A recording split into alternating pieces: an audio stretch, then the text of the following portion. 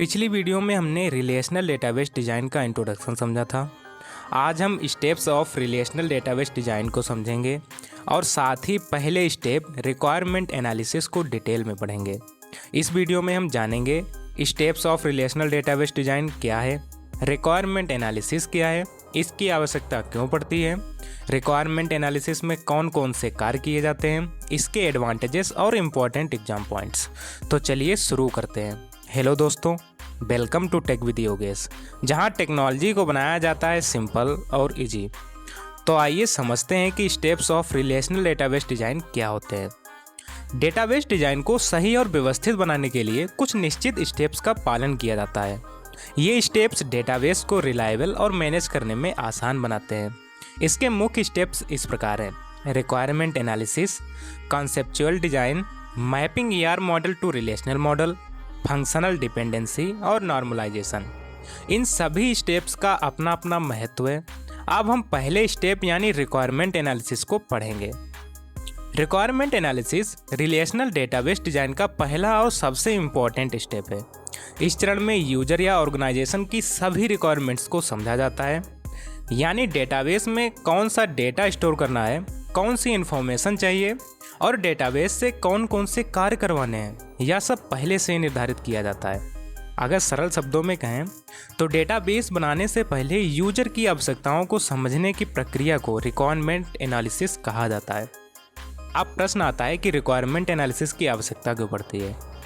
यदि डेटाबेस बनाने से पहले रिक्वायरमेंट्स को सही तरीके से नहीं समझा गया तो डेटाबेस यूजर की आवश्यकताओं को पूरा नहीं कर पाएगा। बाद में डेटाबेस में बार बार बदलाव करने पड़ सकते हैं, समय, लागत और मेहनत तीनों बढ़ जाते हैं। इसलिए डेटाबेस डिज़ाइन की शुरुआत हमेशा रिक्वायरमेंट एनालिसिस से की जाती है। अब देखते हैं कि रिक्वायरमेंट एनालिसिस के दौरान कौन कौन से कार्य किए जाते हैं। इसमें यूजर से इंफॉर्मेशन एकत्र की जाती है, डेटाबेस का उद्देश्य समझा जा सकता है, कौन कौन से डेटा स्टोर होंगे यह तय किया जाता है, कौन कौन से रिपोर्ट्स या क्वेरीज चाहिए या निर्धारित किया जाता है और भविष्य की आवश्यकताओं को भी ध्यान में रखा जाता है। अब हम लोग देखेंगे कि रिक्वायरमेंट एनालिसिस कितने प्रकार के होते हैं। रिक्वायरमेंट एनालिसिस मुख्य रूप से दो प्रकार का होता है। पहला, फंक्शनल रिक्वायरमेंट्स। फंक्शनल रिक्वायरमेंट्स यह बताती है कि डेटाबेस कौन कौन से कार्य करेगा, जैसे स्टूडेंट रिकॉर्ड स्टोर करना, रिजल्ट दिखाना, डेटा सर्च करना। दूसरा है non functional requirements. Non functional requirements यह बताती हैं कि डेटाबेस कैसे कार्य करेगा, जैसे सिक्योरिटी, परफॉर्मेंस, रिलायबिलिटी, बैकअप। अब हम लोग इसको एक एग्जाम्पल से समझते हैं। मान लीजिए किसी कॉलेज के लिए डेटाबेस बनाना है। सबसे पहले कॉलेज एडमिनिस्ट्रेशन से जानकारी ली जाएगी, जैसे स्टूडेंट की कौन कौन सी इन्फॉर्मेशन स्टोर करनी है, टीचर की इन्फॉर्मेशन क्या होगी, रिजल्ट कैसे तैयार होगा, अटेंडेंस कैसे मैनेज होगी। इन सभी आवश्यकताओं को समझने की प्रक्रिया ही रिक्वायरमेंट एनालिसिस कहलाती है।